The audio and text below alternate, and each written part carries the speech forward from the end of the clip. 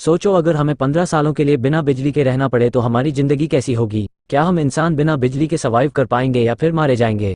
चलिए जानते हैं। तो कहानी की शुरुआत कुछ पुराने दिनों के शिकागो में होती है, जहां सभी इंसानों के पास इलेक्ट्रिसिटी है। यहाँ पर हम चार्ली नाम की बच्ची को देखते हैं जो कार्टून देख रही थी। वहीं उसका छोटा भाई डेनी आईपैड में गेम खेल रहा था और उनकी मॉम रेचल फोन पर किसी से बातें कर रही थी कि तभी उसका हस्बैंड बेन घबराता हुआ घर आता है और उन्हें बताता है कि उनके पास ज़्यादा टाइम नहीं है। जिस पर रेचल उससे पूछती है कि तुम किस बारे में बात कर रहे हो। अचानक यहाँ बेन के घर में लाइट्स ब्लिंक होने लगती है और उसके लैपटॉप में भी कुछ फाइल्स डाउनलोड होने लगती है जो अगले ही सेकंड में 100% डाउनलोड भी हो जाती है। जिसके बाद वो अपने लैपटॉप से यूएसबी निकालकर उसे मेटल के लॉकेट में लगाने लगता है। वहीं दूसरी ओर हाईवे पर माइल्स और उसका दोस्त अपनी कार से निकलते हैं, जहां उनके पीछे रुकी हुई गाड़ियों की लाइन लगी हुई थी जिनकी हेडलाइट्स भी एक के बाद एक अपने आप बंद हो रही थी। आसमान में प्लेन्स भी इधर उधर क्रैश होने लगे थे, जमीन पर ट्रांसफॉर्मर फटने लगे थे और यहाँ तक कि विलिस टावर भी एकदम काला पड़ चुका था। इसके बाद हम धरती को अंतरिक्ष से देखते हैं, जहां धीरे धीरे धरती से बिजली गायब होती हुई नजर आ रही थी। अंधेरा यूएसए के नॉर्थ से होते हुए ईस्ट और साउथ में फैलता चला जा रहा था और देखते ही देखते चारों तरफ ऐसा समा हो गया था कि बिल्कुल कैंडल लाइट डिनर का माहौल था। लेकिन आज की जनरेशन यानी कि जेन जी के लिए इंटरनेट न होने का मतलब है कयामत का आ जाना। इसके बाद हमें एक स्टोरी सुनाई जाती है जिससे हमें पता चलता है कि उस ब्लैकआउट डे को 15 साल से ज़्यादा हो गए हैं। ब्लैकआउट डे के बाद से इलेक्ट्रिसिटी वापस आई ही नहीं, जिस वजह से इलेक्ट्रिसिटी से चलने वाली सभी चीज़ें बेकार हो गई थी।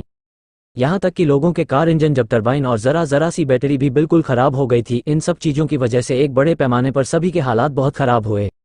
बीमारी बढ़ी लेकिन दवाएं नहीं मिली, आग लगी लेकिन आग बुझाने वाली गाड़ियाँ नहीं थी, फैक्ट्री थी लेकिन वहाँ खाने के लिए कुछ नहीं था और सभी लोग हाथ से काम कर रहे थे। जिसके बाद जल्द ही सरकार गिरने लगी और मिलिट्री की आस पड़ने लगी थी। ब्लैकआउट के बाद यूनाइटेड स्टेट्स 6 भागों में बन चुका था, जो कि मोनरो रिपब्लिक, जॉर्जिया फेडरेशन, डब्लिनेशन, टेक्सास, कैलिफोर्निया, कॉमनवेल्थ और बाकी बंजर जमीन थी। इन सभी शहरों के ऐसे हालात को देखकर ज़्यादातर लोग यहाँ से कहीं और शिफ्ट हो चुके थे, जिनमें से एक वैन और उसकी फैमिली भी थी। वो वहाँ के विलेज एरिया में रहने लगे थे क्योंकि मोनरो रिपब्लिक एक पीसफुल कॉलोनी थी जहाँ कुछ लोग जाकर बस गए थे। यहाँ हमें पता चलता है कि बैन की वाइफ का कुछ साल पहले ही देहांत हो गया था और अब वो एक ब्रिटिश मेडिकल डॉक्टर मैगी को डेट कर रहा था। उसके बच्चे दानी और चार्ली भी अब बड़े हो चुके हैं, लेकिन डैनी को अकेले रहना ज़्यादा पसंद है क्योंकि वो अस्थमा की बीमारी से गुजर रहा है। ऐसे ही एक दिन चार्ली अपने भाई के साथ जंगल में जाती है जहाँ उन्हें एक अभिनंदन वैन दिखती है। चार्ली उसके अंदर जाती है और वहाँ उसे एक मिनी फ्रिज मिलता है जिसे देखकर उसे अपने बचपन की याद आने लगती है, जब ब्लैकआउट डे के बाद उसके मॉम डैड ने उसे वो पिघली हुई आइसक्रीम दी थी। उस वक्त की आखिरी आइसक्रीम थी। एक दिन जब चार्ली हर दिन की तरह जंगल में चक्कर लगाने जाती है तब उसे मोनरो मिले किया, जो कि मोनरो रिपब्लिक की मिलिट्री फोर्स है। वो कॉलोनी के अंदर आते हैं और आते ही धावा बोल देते हैं। मिलेकिया की कलाई पर एक टैटू गुदा हुआ था जो कि मोनरो रिपब्लिक के मेंबर्स का सिंबल था, जिससे उन्हें पहचाना जा सकता था। अब क्योंकि मोनरो रिपब्लिक के सेटलमेंट का समय है, इसलिए वहां रहने वाले सभी लोगों को टैक्स के रूप में अपनी फसलें देना उनकी जिम्मेदारी है। हालांकि बेन जानता है कि यह टैक्स से कहीं ज़्यादा है। बेन को लगता है कि उनके साथ कुछ बुरा होने वाला है, इसलिए वो अपने सबसे अच्छे दोस्त आरोन के पास जाता है और उसे वो लॉकेट देता है जिसमें बैन ने मूवी के शुरू में वो यूएसबी लगाया था। बैन आरोन से कहता है कि चाहे कुछ भी हो जाए तुम्हें इस लॉकेट को कुछ नहीं होने देना है। तभी उस मिलेकिया ग्रुप का कैप्टन मेजर कॉमनवेल्थ वहाँ आ जाता है और बैन को अपने साथ चलने के लिए कहता है। वो उसे उसके भाई माइल्स के बारे में पूछता है, जिस पर बैन कहता है कि वो माइल्स से पिछले 15 सालों से नहीं मिला है।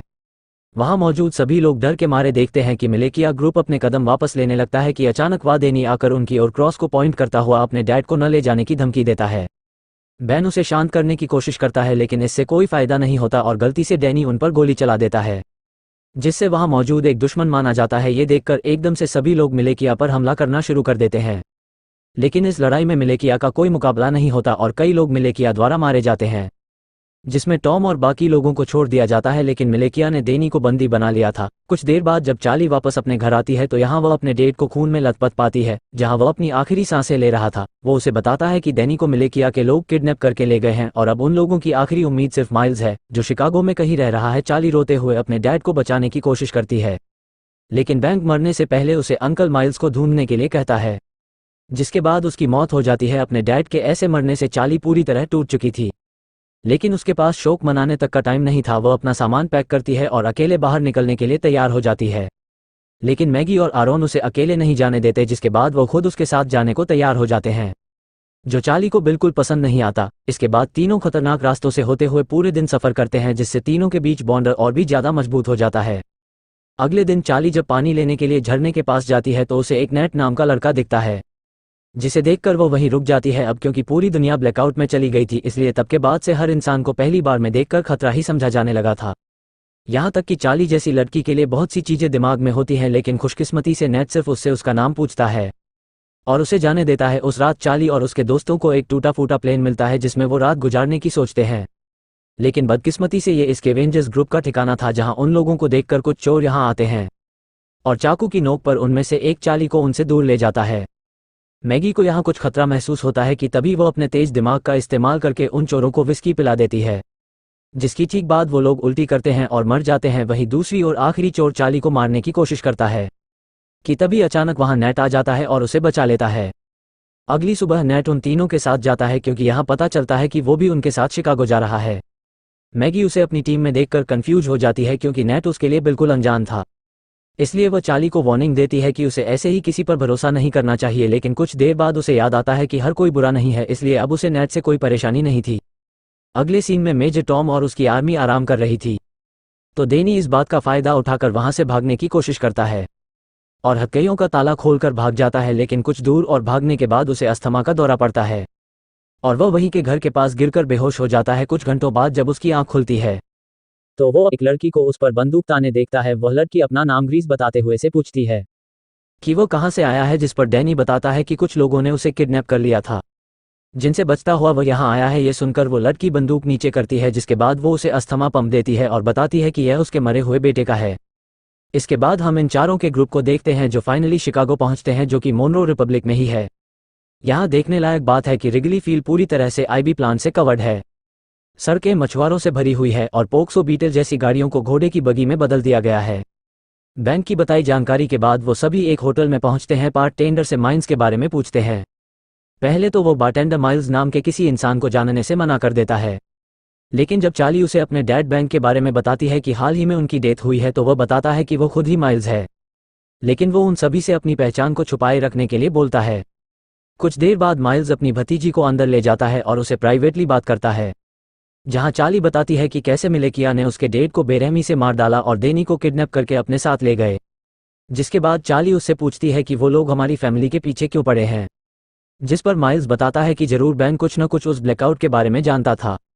वो कहता है कि मोनरो रिपब्लिक के लीडर जनरल मोनरो एक क्रूर नेता था जो पूरे देश और पूरी दुनिया को अपने कब्जे में करना चाहता था, लेकिन उसके लिए उसे कुछ हथियारों की जरूरत थी, जैसे कि फाइटर प्लेन्स, टैंक और यहाँ तक न्यूक्लियर बॉम्ब्स। और क्योंकि बैन अकेला ऐसा इंसान था जो ब्लैकआउट क्यों हुआ था उसके बारे में जानता था और मुनरो को विश्वास था कि वो इससे निपट सकता है। ये सब सुनने के बाद चार्ली अपने भाई डैनी को लेकर और भी ज्यादा चिंतित हो जाती है और अपने अंकल से उसकी मदद करने के लिए कहती है, लेकिन अंकल माइल्स सरप्राइजिंगली उसकी मदद करने से साफ मना कर देता है, क्योंकि उसका मानना था कि यह काम बहुत रिस्की है और वो इस काम को करने के लायक नहीं है।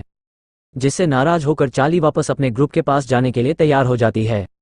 उसे परेशान देखकर नेट माइल्स के पास बिल्कुल लड़ने के मूड में जाता है, लेकिन तभी माइल्स नेट का हाथ पकड़कर रुकता है, जहां हमें पता चलता है कि नेट भी मोनरो मिलेकिया का मेंबर है और वह चार्ली और उसके दोस्तों के साथ मिलकर माइल्स तक पहुंचना चाहता था। ये जानकर हर कोई हैरान हो जाता है, लेकिन इससे पहले कि वो कुछ कर पाते नेट वहां से भाग जाता है। अब मिलेकिया को उनकी लोकेशन का पता होने के बावजूद भी माइल्स अपनी जगह को छोड़ने से मना कर देता है, क्योंकि उसका मानना था कि वो अकेला ही पूरी फौज का सामना कर सकता है। चार्ली और बाकी लोग भी माइल्स की मदद करने को तैयार थे, लेकिन माइल्स गुस्से में उन पर चिल्लाते हुए उन्हें यहाँ से दूर जाने के लिए कहता है। कुछ ही देर बाद नेट अपने साथ बहुत सारे आर्मी सेना को लेकर माइन से लड़ने आता है, लेकिन इतने सैनिक होने के बावजूद भी माइल्स सभी से बड़ी सफाई से तलवारों का इस्तेमाल करके लड़ता है और एक एक करके सबको मार देता है। जिसके बाद वहाँ चार्ली और उसके दोस्त वापस आ जाते हैं और माइन्स के साथ लड़ाई में शामिल हो जाते हैं। इसी बीच मिलेकिया का एक आदमी चार्ली को जान से मारने की कोशिश करता है, लेकिन अचानक से तभी नेट आकर उस आदमी को मार गिराता है। थोड़ी देर बाद माइल्स मिलेकिया के कैप्टन को जान से मारकर लड़ाई खत्म करता है, जिसके बाद वो चार्ली और बाकी लोगों के साथ डैनी को ढूंढने के लिए निकल जाता है। ये सुनकर सभी काफी खुश होते हैं। कुछ देर बाद माइल्स को अचानक से उस ब्लैकआउट डे का एक फ्लैशबैक याद आता है और यहाँ से सीन फ्लैशबैक में जाता है, जहाँ सारी दुनिया में अचानक अंधेरा छा जाने के बाद वो अपने दोस्त के साथ कार से बाहर निकलता है और अपने दोस्त के साथ मरीन कॉर्प्स बेस में, जहाँ हमें पता चलता है कि ये दोनों मरीन पुलिस है। यहाँ अंदर जाने के लिए उन्हें अपने हाथ पर बना वो एम नाम का टैटू दिखता है, जिससे पता चलता है कि माइन्स का दोस्त जिसका नाम सेबेस्टियन मोनरो है और वो इस समय मोनो रिपब्लिक का लीडर भी है। वहीं दूसरी ओर मेजर टॉम और उसके आदमी डेनी के फुटप्रिंट का पीछा करते हुए ग्रीस के घर तक पहुंचते हैं। अगर आप इस सीरीज का अगले पार्ट का भी एक्सप्लेनेशन चाहते हैं तो हमारे चैनल को अभी सब्सक्राइब कर लीजिए।